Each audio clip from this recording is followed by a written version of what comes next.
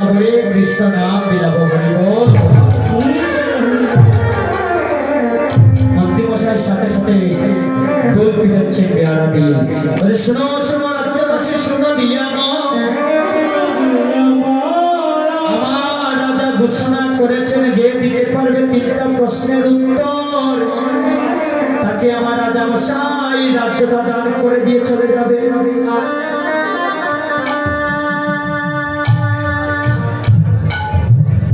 ঘোষণা হলো তখন কত জ্ঞানী বুদ্ধিমান ব্যক্তি দেখবেন আমাদের সমাজে অনেকজন আছে। সিলেটি ভাষায় যেটা হয় সিনেমা উচ্চার মতো ধরে গিয়ে পড়া তো ঠিক আছে।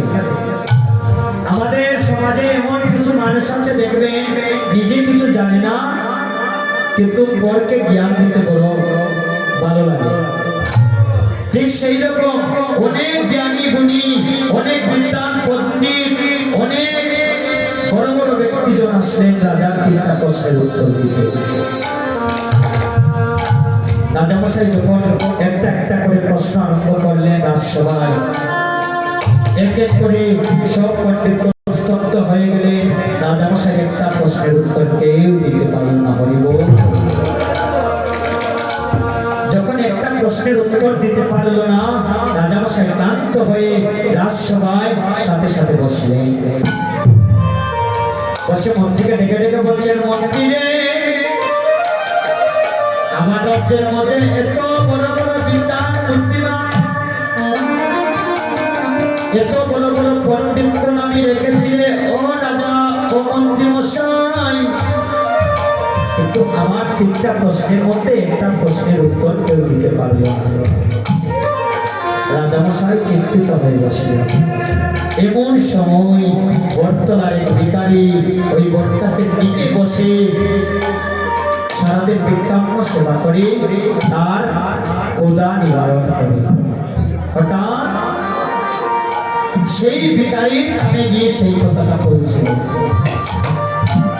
আচ্ছা বাবা ধন সম্পদের লোক তো সবারই আছে, কম বেশি আছে তো? ভিখারিটা শুনতে পেয়ে ভাবছে হাই রে যদি 3টা প্রশ্নের উত্তর দেই রাজ্যের হয়ে যাব রাজা আমি, ভিখারি থেকে রাজা আর রাজা হয়ে যাবে ভিখারি। বলি দৌড় দিয়ে আসছে এসে বলছে রাজামশাই রাজামশাই শুনেছি তোমার রাজ্যে নাকি ঘোষণা হয়েছে যে 3টা প্রশ্নের উত্তর যে দিবে সে হয়ে যাবে রাজ্যের রাজা। আচ্ছা কৃপা করে বলো না প্রশ্নগুলো কি? বলছে ভিখারি তোর রূপ সইল না, দূর হয়ে যা। কত বিদ্বান কত বুদ্ধিমান ব্যক্তি আসলো কিন্তু আমি রাজামশাই একটা প্রশ্নের উত্তর কেউ দিতে পারল না। আর তুই বর্তমান ভিখারি হয়ে এসেছিস, দূর হয়ে যা রাজ্য থেকে। ভিখারি করজন করে বলছে রাজা এই জগতে কোনো মানুষকে তুচ্ছ করে দেখতে নয়। দেখো না কলির যুগে আমার গৌর হরি দাদা নিতাইকে বলেছিলেন, নিতাই রে তুমি জীবের দাঁড়ে দাঁড়ে নিয়ে নাম বিলাও, প্রথমে হাতে ধরবে, হাতে ধরে যদি নামটা না নেই তুমি তার চরণে ধরে তাকে হরি বল। দাদা নিতাইকে ডেকে ডেকে বলেছিলেন, গৌর হরি নিতাই দাদা যদি জীব হাতে ধরে নাম না নেই তাহলে তুমি তার চরণে ধরে নামটা তাকে বিলিয়ে দিও দাদা। তুমি যেন তোমার মানের গৌরব কুলের গৌরব তুমি করো না। ও রাজামশাই আমি হতে পারি ভিখারি কিন্তু আমি তোমার প্রশ্নের উত্তর দিতে পারবো।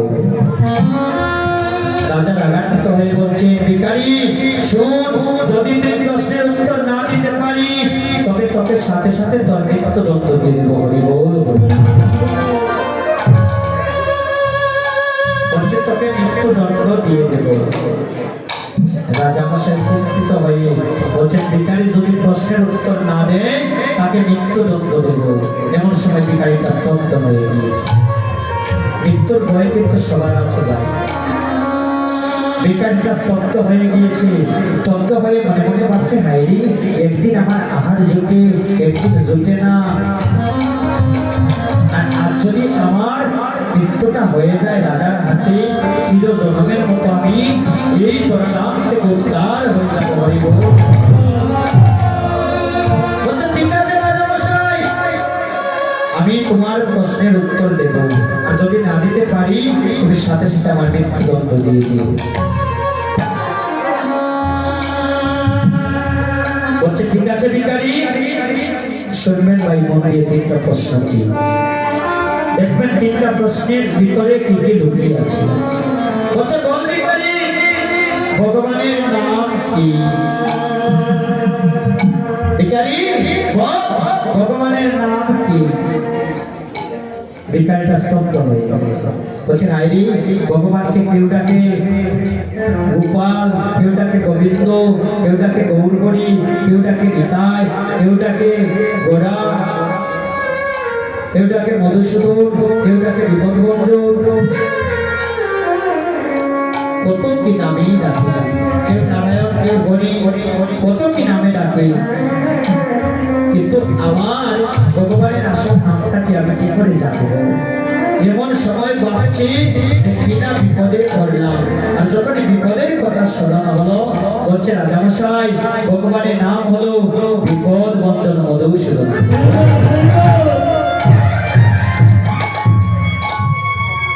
যখনই বললো বিপদ বঞ্চন মধুসূদন, রাজামশাই বললেন ভিখারি তোর একটা প্রশ্নের উত্তর হয়ে গিয়েছে।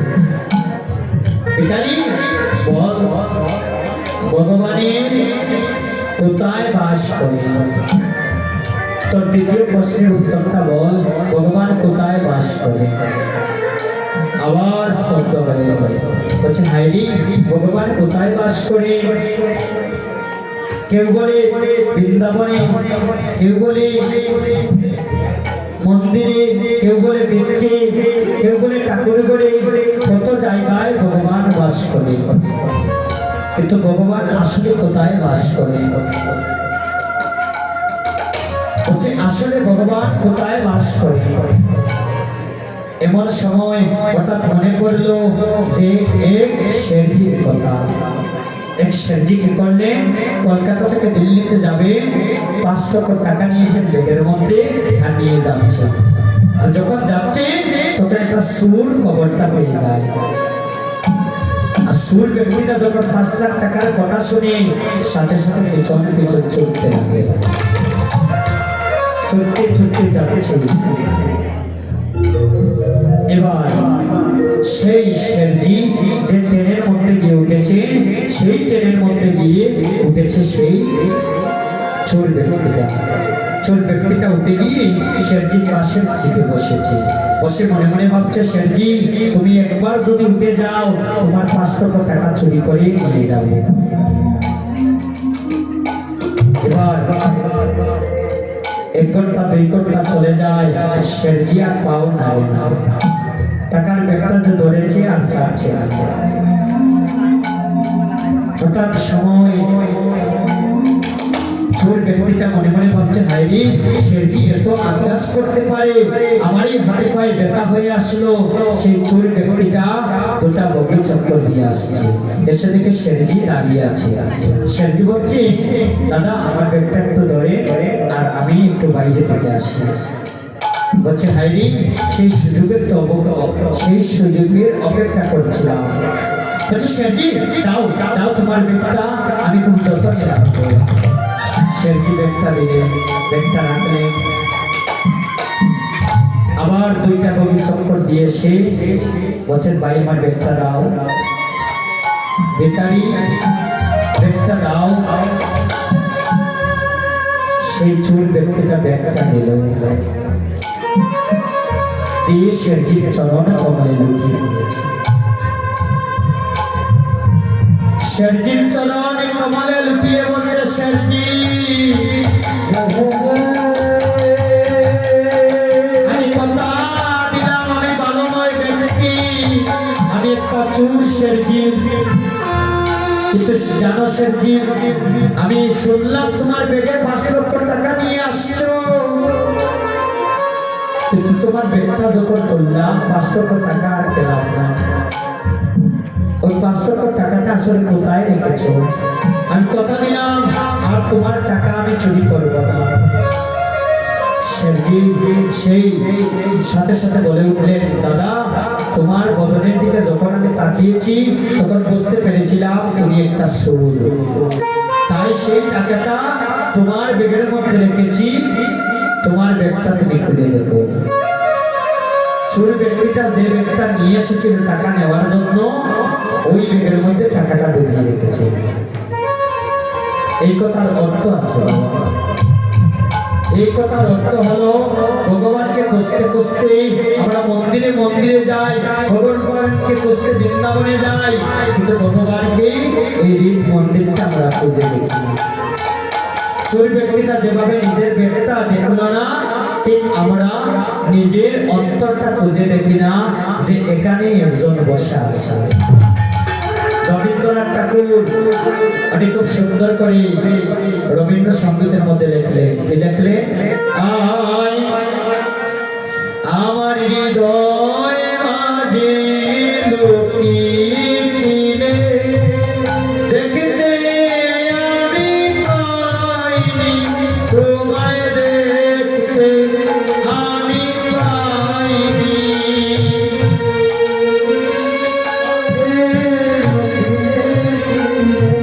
দেখতে আমি পাইনি,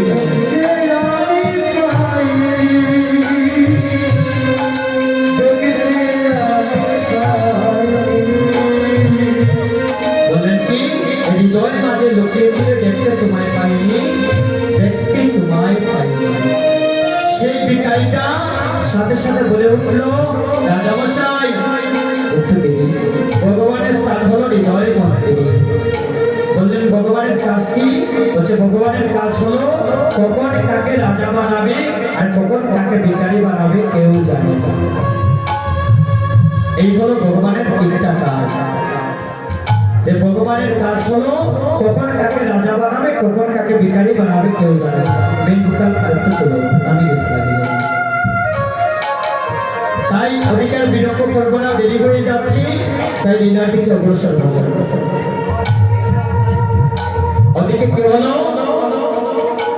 নদিয়ার ভাগ্যবতী নাগরী আজ কাঞ্চনাকে দেখে দেখে বলছে, ও কাঞ্চনা, কাঞ্চনারে আমি জানিস ওই সুরতনী কাটে গিয়ে আমি কাকে দর্শন করলাম? বলছে কাকে দর্শন করলি? বলছে সত্যার কথা।